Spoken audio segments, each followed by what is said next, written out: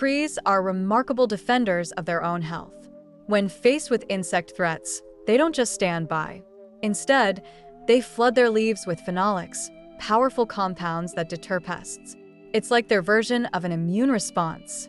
Some trees even develop protective structures, such as thick bark or thorny branches, making it harder for insects to munch on them. These adaptations showcase nature's ingenuity, proving that trees are not just passive beings. They actively fight back to ensure their survival in a world full of challenges.